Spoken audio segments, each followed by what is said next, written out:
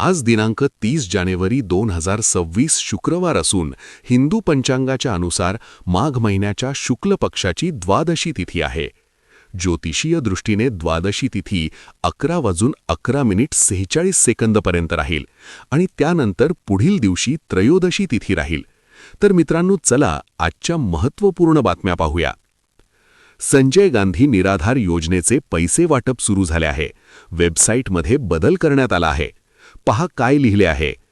आपणास सूचित करण्यात येते की डीबीटी प्रणालीवर दिनांक 27 जानेवारी 2026 रोजी दुपारी 3 वाजल्यापासून ते 28 जानेवारी 2026 रात्री 7 वाजेपर्यंत पोर्टलवरील लाभ वितरण करण्याची कार्यवाही करण्यात येणार असून सदर कालावधीत पोर्टल सक्रिय राहणार नाही. मित्रांनो, चॅनल सबस्क्राईब करा, फॉलो करा.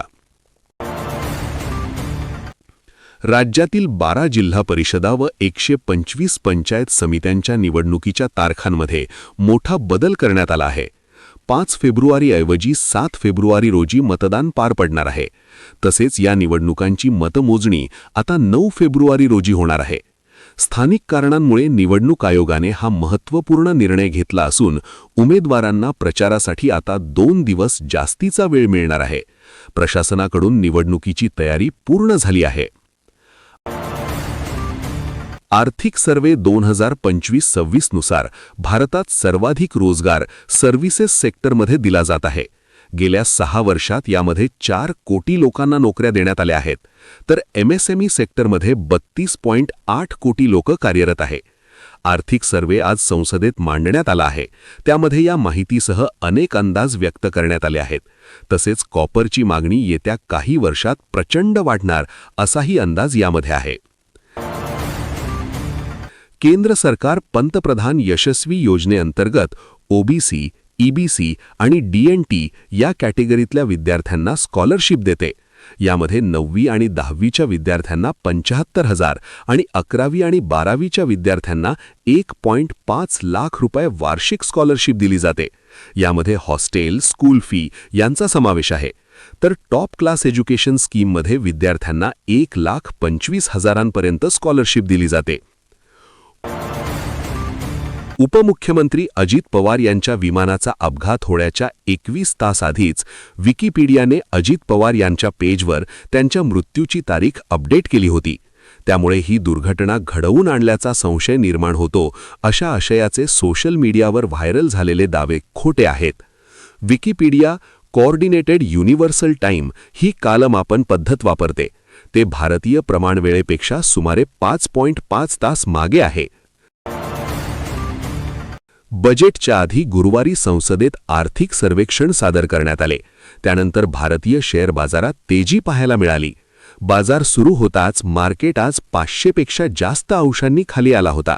त्यानंतर मात्र सेन्सेक्सने मोठे पुनरागमन केले. 500 अंशांची घसरण भरून काढली आणि जवळपास 400 अंशांची वाढ नोंदवली. शेवटी 200 अंशांच्या तेजीसह सेन्सेक्स 82,566 अंशांवर बंद झाले. भारताच्या संसदीय इतिहासात सर्वात लांब बजेट भाषण करण्याचा विक्रम केंद्रीय अर्थमंत्री निर्मला सीतारामन यांच्या नावावर आहे. 2020 मध्ये त्यांनी तब्बल 2 तास 42 मिनिटे भाषण केले होते.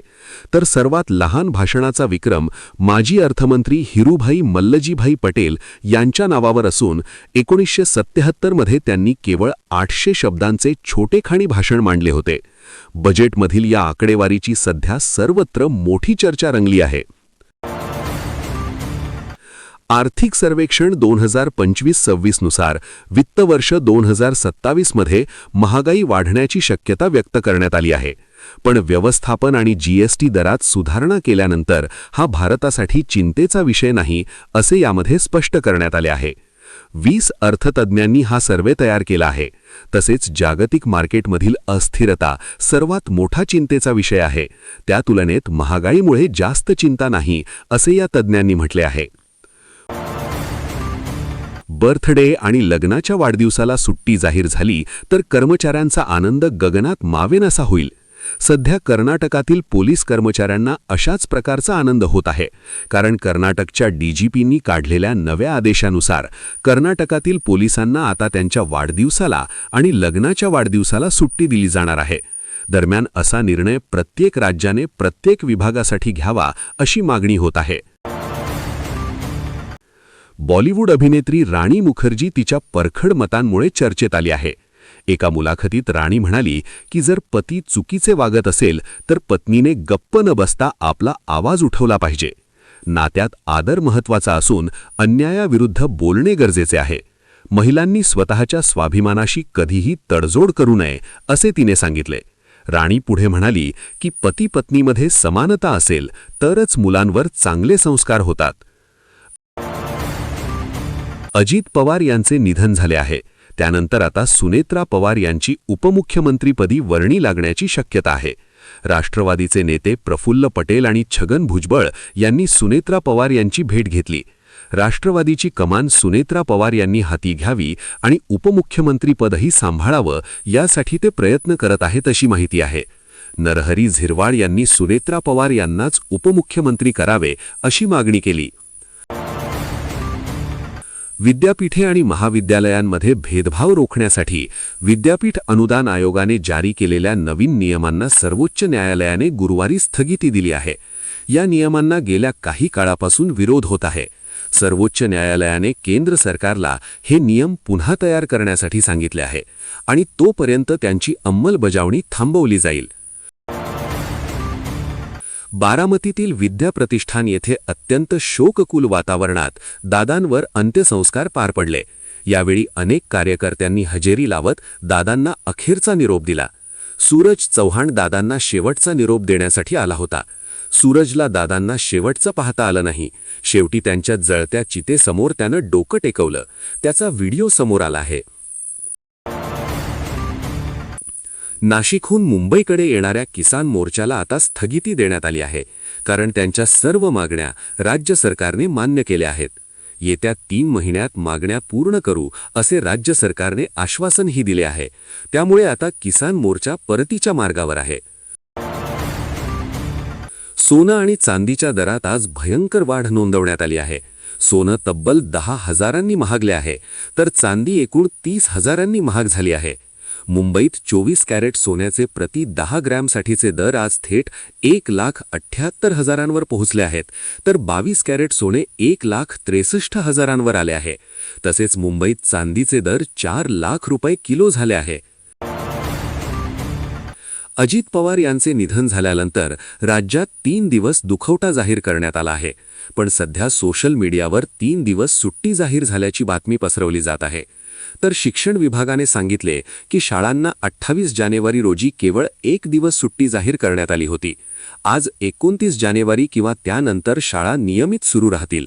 पालकांनी मुख्याध्यापकांशी संपर्क करावा असे निर्देश शिक्षण विभागाने दिले आहे.